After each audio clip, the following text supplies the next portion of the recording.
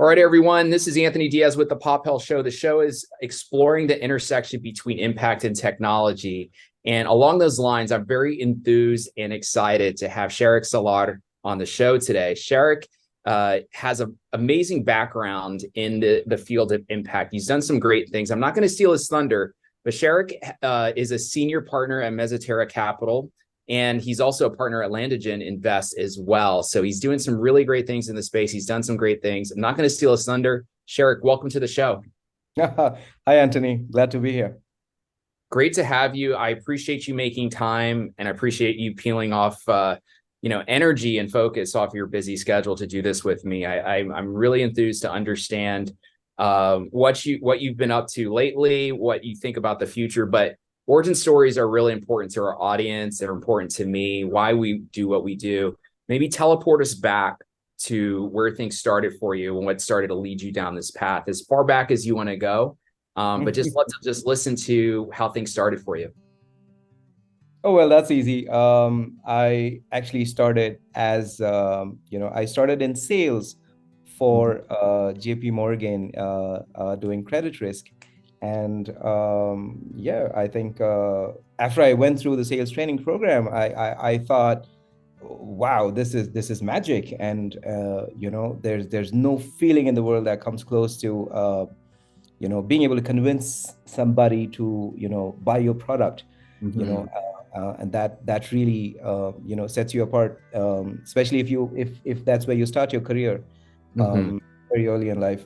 I'd love to tell you that that I wanted to do that every day of my life, but that feeling just lasted for about a week. But I was at that gig for about a year and a half, and I don't think the learnings from that gig have ever left me. I think if you're in a really strong sales program, especially in a very cutthroat industry, the learnings that you take away from there, that really defines a lot of who you become as a professional over time. I don't know if you've noticed this, but a lot of people who, with a lot of people, the place where they started their career, or the function or the domain in which they started their career, that sort of becomes defining, that becomes almost like a lens through which they see everything from then on. Would you agree? I agree. And it is interesting. It comes full circle. Sometimes you wind up, trying to solve the problem in that industry at a greater way also later on in your career.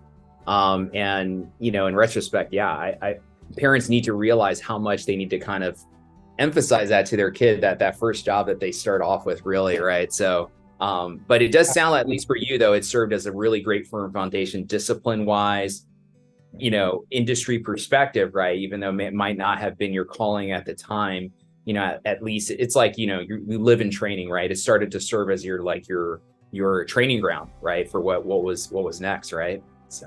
Yeah, absolutely. And I think as far as, business in general is concerned, or entrepreneurship is concerned, I always tell people this: if you're not a salesman first, if you cannot go out there and be selling your product all the time, you have no business being in entrepreneurship. Right. That is one of the most critical, most important skills that will set you apart. And in fact, running a business is hard, starting a business is hard. And the selling starts way before you even know it. The idea creeps into your head, and you have to sell it to yourself first. And then, you have to convince the people around you, perhaps, your family and friends, how this is something that could really work, and that you're the best person to take it forward. And then, you're selling the pitch deck to a bunch of investors, and then you're selling, the idea of what this company is going to be in a few years to a bunch of potential employees. And that's just how the cycle goes, so on and so forth. So I think, it's really important to know how to be an uninhibited salesperson first, with absolutely, sort of no inhibitions and no shame about it. And that's something that we're not really trained, we're not really trained that Yeah. way in a lot of cultures around the world. But How did once you you learn your do sales that, skills? Did you read a book? Is there like a book, a regimen, um, your dad that was sales, or just a personality? Usually I find it's like those four, or maybe sometimes it's a combination. Sometimes it's also a trigger, right? You become an entrepreneur, you realize like, okay, I better go back and learn, all of these four sales methods. I better listen to Ziglar, right? And you start doing the checklist. But what was the turning point for you? Is that always been in your DNA, like natural? You knew um, how to transfer enthusiasm and convince the other person to a decision, I or? don't think so. I think there's a lot of people who are born into it and they're lucky, and then there's those of us who have to learn. And I think it's different for different people. There's no one size fits all methodology, Yeah. but I think ideally at the end of the day, at least, since you asked, what really worked for me was being able to learn from people who were at JP Morgan in my first job. And I think they made sure that, I my my task was cut out for me. It was the most difficult thing in the world to do, trying to sell, something like a credit risk solution to somebody who already has money and understands money. It's probably the hardest thing, probably the hardest thing. But that is really the best way to learn it. It's from practice, and to not have inhibitions. And that's what I always say: not have inhibitions. And if you spend enough time at it, eventually most customers will fall into one of a few tropes, Hmm. and then you can recognize them from a distance. Yeah. um, you know this person is going to have these objections, and this person is going to want these features, and this person is, and that's perhaps the earliest learnings you have about user centricity and customer relationships, and how the Yeah. idea of marketing works.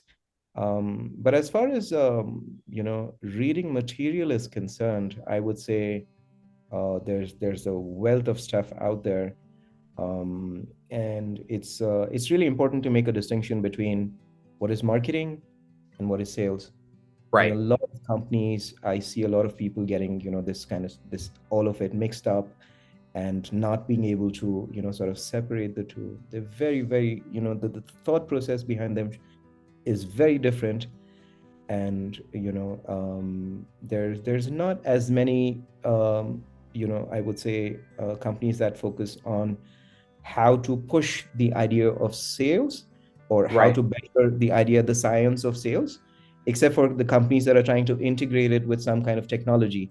Companies that try to say, hey, you need to use all of these LinkedIn extensions and plugins, and this kind of these kind of matrices, and these are all the situations that you would be in. Right. But a lot of that is very heavily dependent on who you personally are as a person, and there's lots of what we call rainmaker dependencies, obviously. But as far as selling is concerned, I think marketing is something that you can learn a lot of from books, but selling is a very personal thing, and it's always Yes. great to have a good mentor. Yeah. Yeah. Yeah. No, it's I wish that they taught sales in school at a young age. I wish that as you got older, they got into the more sophisticated methods. The best thing I think a parent could do is make their kid on the week, or present the joy of the lemonade stand, or creating a product and selling it, whether it's a pet rock business or something like that.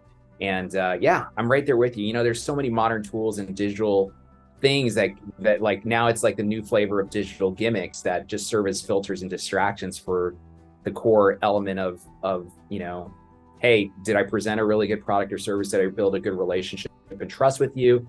Is there anything you see preventing you from moving forward today? And then really kind of, there's different methods, but what I like about your career is that you took that kind of base, and then I can imagine as you transferred it, if correct me, I'm saying, like, you went into like insurance, you went into private equity, right, healthcare, right, as well, and different personas, different buying patterns, and things like that. Tell me a little bit about that journey, how you moved between those industries, kept that common thread of business and sales, And then what led you to where you're at today, focusing on impact, and maybe any common, commonness between those industries, Sure. I think that's a great question. I initially, when I was, getting out of, doing this for JP Morgan, I think one of the key lookouts for me very early on, this was about 20 years ago, very early on in my career, one of the key lookouts for me was, okay, I'm working with a company that is the best in its class right now. And if I am moving, I would like to work with another company that is the best in their class. They need to be the best at what they do.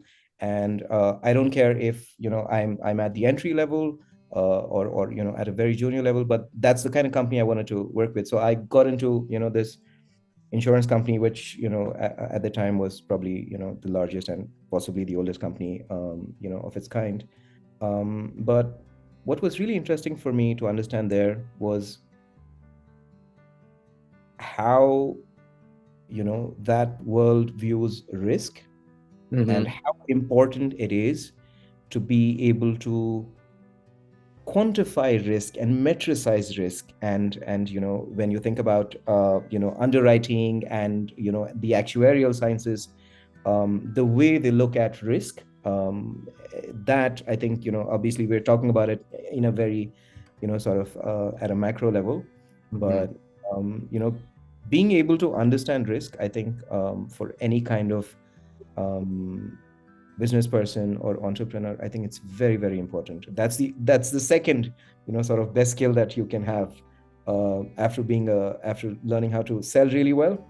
I think understanding risk and developing a really personal metric for how you assess risk, and how you understand the risks involved. Because as an entrepreneur, or any kind of senior professional, you are constantly in the business of decision making, and there's obviously a whole bunch of things that you could choose from at any given point of time, and we all operate in really complex multivariate environments. And if there is a superpower that you could have in being able to navigate that, in being able to aid in decision support, that would be if you could instantly apportion different amounts of risk to different kinds of decision outcomes. And I think that is something that could really set you apart from everybody else in the space.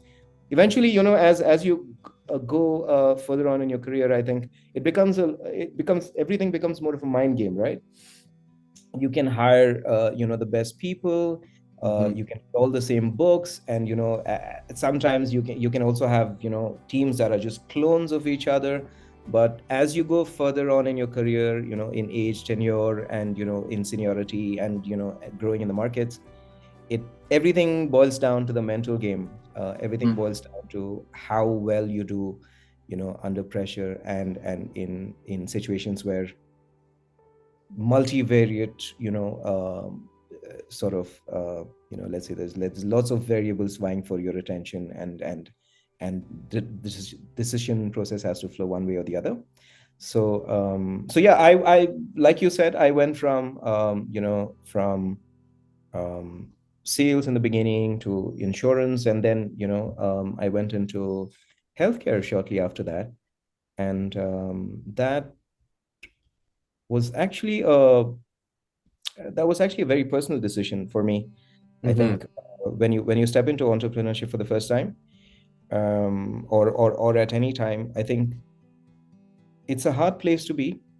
The odds are always stacked against you, and you need a very strong personal reason for why you are doing this, which sort of keeps you going. So in my case, when I started my first healthcare company, there was I think the mid 2000s. I think it was about 2005. I lost my father to a long bout with cancer. So he was dealing with it for 4 years, 5 years, and I was deeply entrenched in what was going on, and I was noticing everything that was going on in hospitals, with doctors, with all of these companies in between two countries. And I think that is something that if I'm not wrong, you relate to as well. I think you went through something similar with your father, and you had a similar experience before you started your company in healthcare. Is that correct? That's correct. That's correct. Yeah, my father had a predisposed heart condition, and Mhm. first heart attack was his last. And so similar sort of story, except you had it elongated. Mine was quick out of the blue, right? And neither are good, but they are really defining moments. And but in retrospect, obviously those circumstances, if you can turn them for good, right, like you did with your healthcare company. But yeah, I'd love to hear more about that. And then also how it sounds like maybe even through those experiences, then you started even realizing like, hey, I can make more of an impact here, not just on health, right, and go to the next level. But just love to hear more about that. Yeah. Yeah, thanks. So, I think with that particular experience that I had, a lot of people who are generally, from an engineering background or who like solving problems, they're very cognizant of what's wrong around them. Yeah. And I don't think anybody in today's world is spared, the nightmares that we face with, healthcare. You could be anywhere in the world. You could be, in the United States, or you could be, in Sweden or in Dubai or, in the south of India. Um, the problems are everywhere. It's a very fragmented industry. The ecosystem, let's say in the Middle East, is very different from the ecosystem in India, is very different from the ecosystem in the USA. Mm-hmm. So, like in tech, where there is a simplistic singular solution that can scale globally, in healthcare that is almost impossible. Every ecosystem has its own issues and is unique in its own ways. Yeah. Only commonalities there are perhaps the really large players, like the pharma companies, for example. You could have a company that's headquartered in the USA, making a drug out of their subsidiary in Sweden, which sells to customers in Bangladesh for a very particular strain that they're trying to solve for, and that's okay. But as far as things like EHR and EMR systems and healthcare policy in general and SOPs are concerned, and exactly what you're trying to optimize and solve for, uh, sometimes it's really diverse within a single country as well, right? Yeah. So in my case, across those 4 or 5 years that I was dealing with all of the different doctors and oncology departments between 2 or 3 countries with my dad's illness, I would notice problems everywhere, right? You step into a hospital and you say, there's too many waiting lines. Why hasn't this been dealt with? Here's a problem somebody needs to solve. Mm-hmm. um, I remember a few years ago, I had a relative who was going through, who had to go into a surgery the very next day, and somebody had to sign a consent form, and I said, hey, I don't have enough information to make the decision, and nobody had solved that problem. There was a problem somebody needed to solve. Mm-hmm. I was, in an emergency room last year in Sweden because of an injury, and I had to wait for 5 hours. And that's something that's gotten so normalized, and there's a problem you need to solve. So with healthcare across the world, wherever you are, people face so many issues nonstop, and unfortunately, given the nature of the industry, it's the kind of space where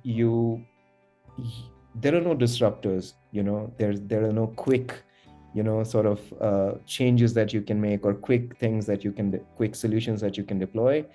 I also feel there's not as many people that are solving for real problems there. Somehow it's the industry that everyone is exposed to in one way or the other.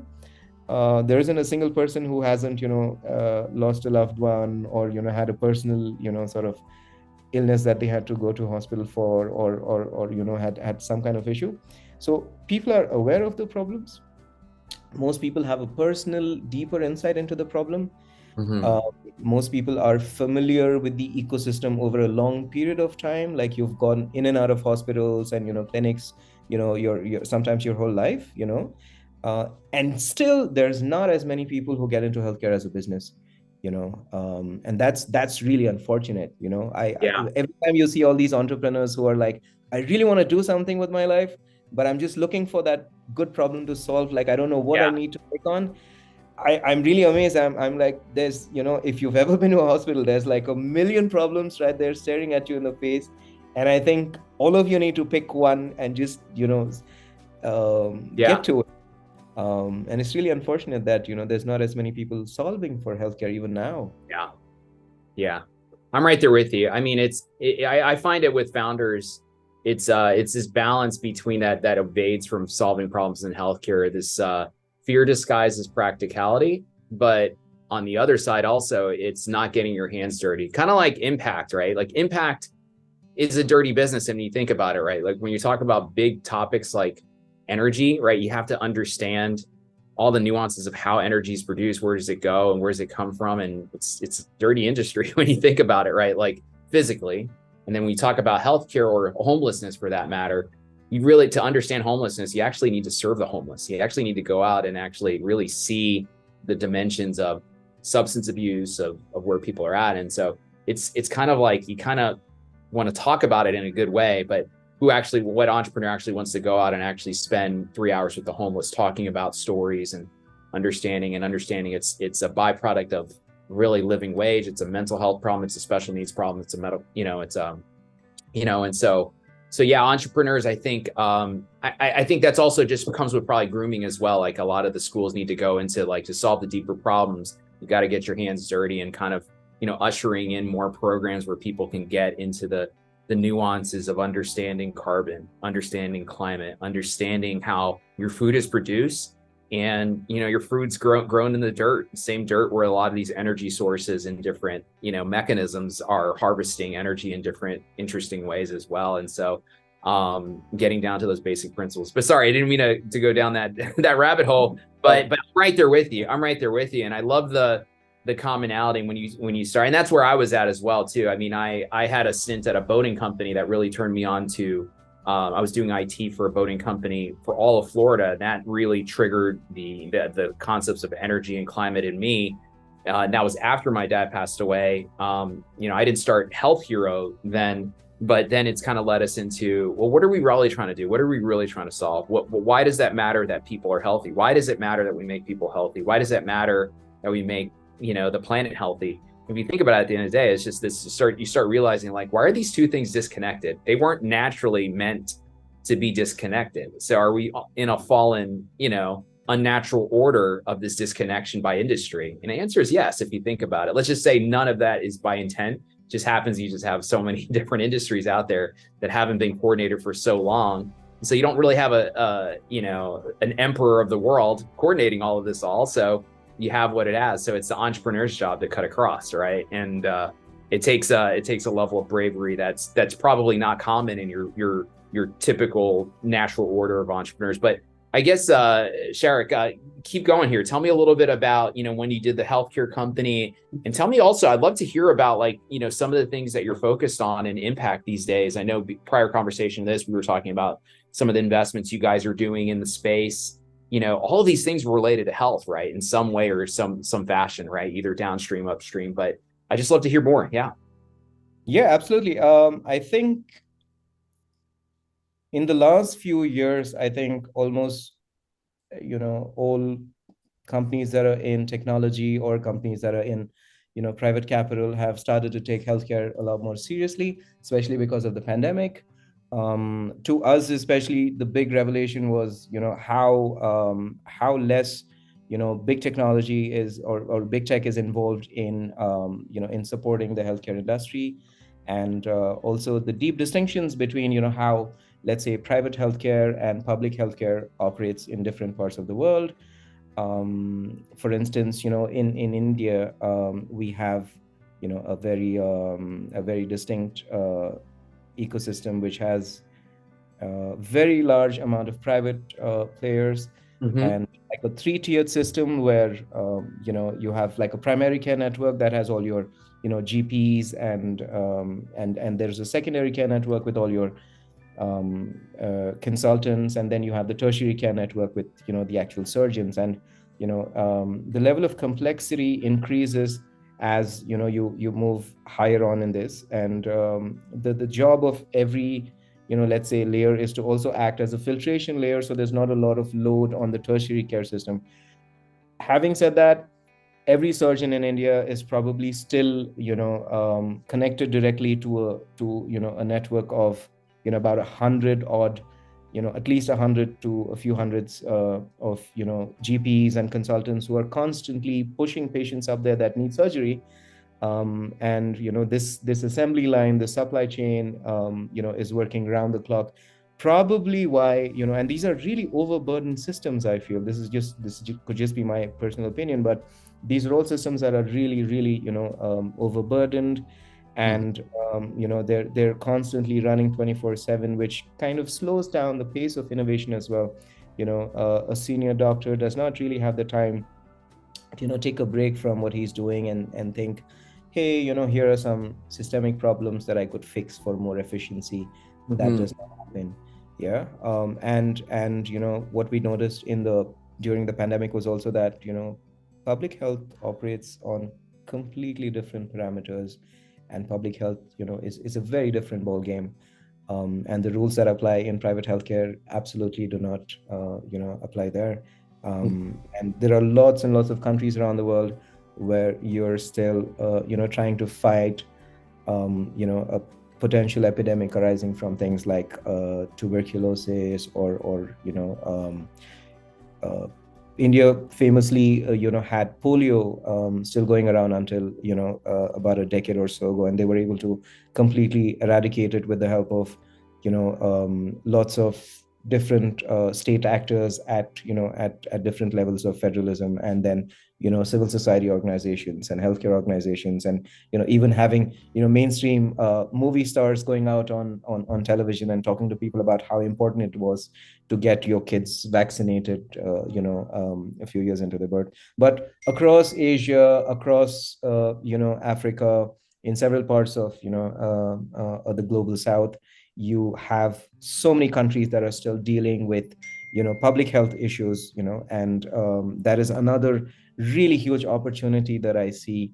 But in both of these spaces, whether it's private healthcare or public healthcare, I think there needs to be a paradigm shift, on how institutions are structured. So there's more avenues for interventions, in industries like SaaS.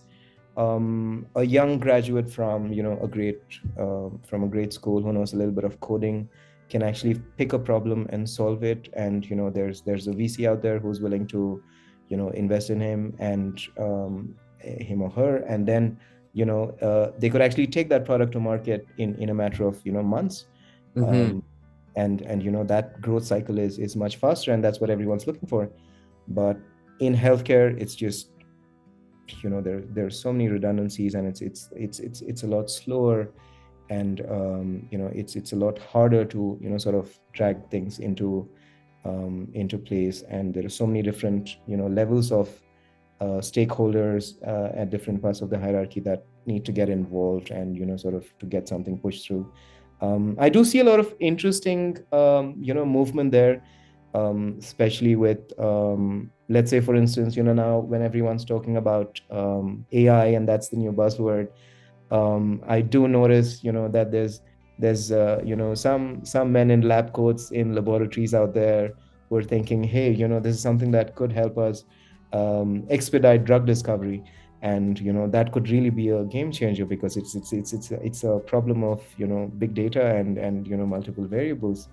And I think as you see a lot more of how there was a time when technocrats really took Silicon Valley forward, people who understood tech, and then they also understood a lot of business. I think you will have a lot of young graduates in biotech and med tech, people who understand life sciences and biosciences, but they also understand technology to a large degree. And we need these sort of hybrid professionals to sort of start thinking about how technology can integrate with problems in healthcare to create larger scale impact, and probably solve for like problems that are larger in scale, probably that have global scalability. And to some degree, I think the other sectors you mentioned were also quite similar. I think the problems of, decarbonization and the problems of, that, a lot of climate companies are trying to deal with, the problems of, electrification and so on and so forth. These are also very similar multivariate problems with, governments as the top level of perhaps stakeholders, and then you have consumers at the bottom, and everyone's involved. So it's Mhm. not as easy as building, an enterprise product that you're trying to sell, to possibly a small bunch of companies. um, Shariq, let me ask you, what for our listeners out there that may not be so familiar with impact investing, ESG, maybe you can give just a quick highlight of what is it, how it, I think we talked a little bit how it relates to healthcare, but tell us a little bit of what is it, how does it work, why is it so important, right? Like prior conversation this we were talking about, it used to go from this philanthropic kind of look and feel to it to the maturity of almost this intersection of data flow, currency. Now there's equity, and there's all these different dimensions to it. But tell us, if our listeners were all fourth graders, let's just say, at a fourth grade level, what is impact investing, ESG? And maybe I'd love to hear like maybe some example investments or some spaces you guys have been investing in or super passionate about to invest further in. Sure. So, simply put, I think, the way we look at it is impact investing is, anything that drives, let's say, pushes the needle forward in something like, let's say the sustainable development goals, right? You're Mm-hmm. looking at, you're looking at the UNSDG goals, and if there's a business that is committed to building something that actually moves the needle on any of those parameters, then effectively you can look at that as an impact business. It's also a loosely thrown word. I've seen a lot of companies that do, let's say, fintech for rural livelihoods, calling themselves impact companies, and you also have really huge companies that are trying to let's say produce green steel, for instance. And those are also companies that some like to call themselves impact-driven companies. So I think the word is sort of loosely used right now. But Mm-hmm. as far as an investments perspective is concerned, you as you rightly said, for the longest time it was thought of as philanthropy, because um, most investors and people in private capital and investment advisors are looking to deploy their capital in places where you have perhaps the highest return on your investment in the shortest amount of time. And that is also something that you're trying to metricize the risk around, so that you can protect both your investments and your investors. Unfortunately, for the longest time, impact sector companies or impact driven companies um, did not have a great track record of returns, or did not have a great track record of um, uh, of how viable they were as investments. Of course, that has been changing a lot in the last few years. In the Nordic region, for instance, we've actually been seeing 3 or 4 unicorns come from the impact space. Impact investing today, even in I think, if you look at the Nordic region, there's lots and lots of companies there that are focused on impact driven initiatives. You have a lot of startups in, I think the UK is a really huge hub, both from impact investing and impact companies being started as a result. I think, and both of these do go hand in hand. I think you really need very powerful enablers and ecosystems for good companies to be born and for good companies to thrive. Silicon Valley has great companies and great talent and a large amount of capital, and that ecosystem sort of leads to better companies being born that are able to solve larger problems better and faster. I think Stockholm, from that perspective, is a really, really great ecosystem. Mm-hmm. And places like Bangalore, are definitely on the map. And now you see a lot of new players in that space, places like, all the new startup ecosystems that are springing up in the Middle East, Dubai, Riyadh, I think is going to be really interesting in the next, 10 to 15 years. Mm-hmm. Um, you also have, places in the MENA region. I think places like Egypt and Nigeria now, and even Morocco for that matter, really bustling, thriving, startup ecosystems. Of course, they're at a very nascent stage compared to, say,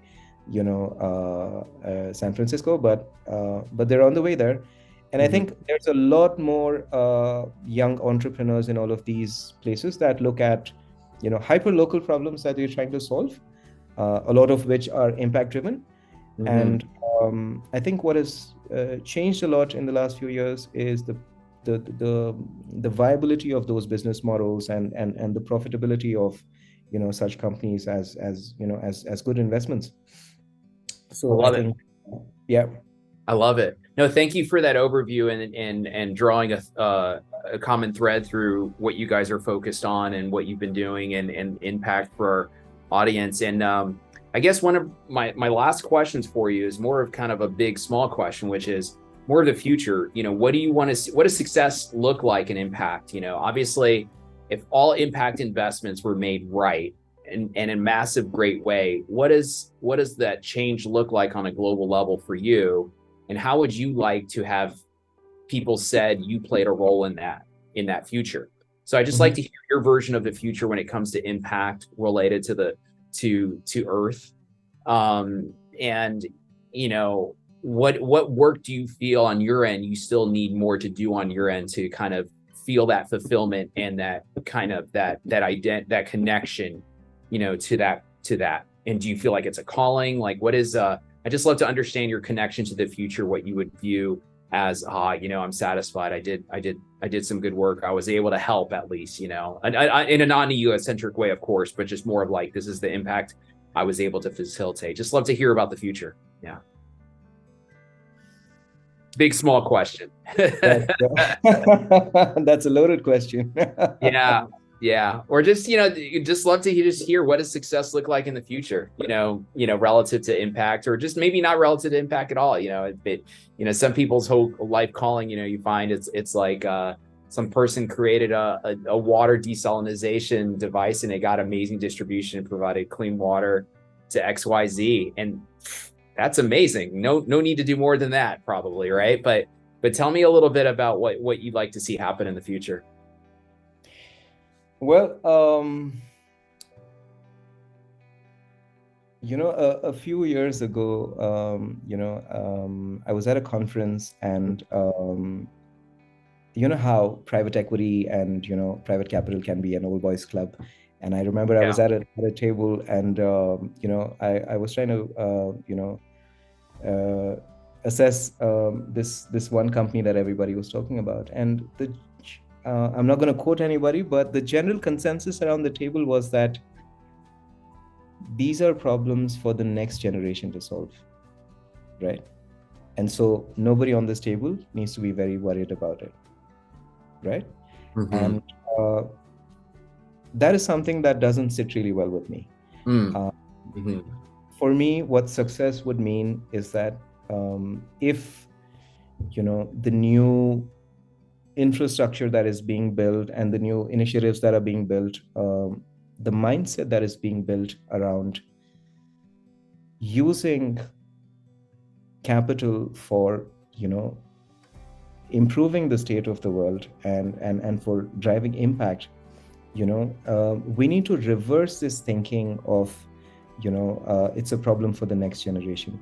What Right. I would really like is for, the global business ecosystem to take an active stand and say, how can we leave a better world? I know it sounds really cliche, but what I would really like is for the younger, sort of graduates or younger people coming out into, the ecosystem, to have a really optimistic view of the future, and just to by default think that the future is greener and the future is cleaner and the future is brighter and it's a nicer world that they're stepping into with lesser problems. And there's constantly these two forces. There's you hear newspapers and magazines talk about how people are going to live forever, and Hmm.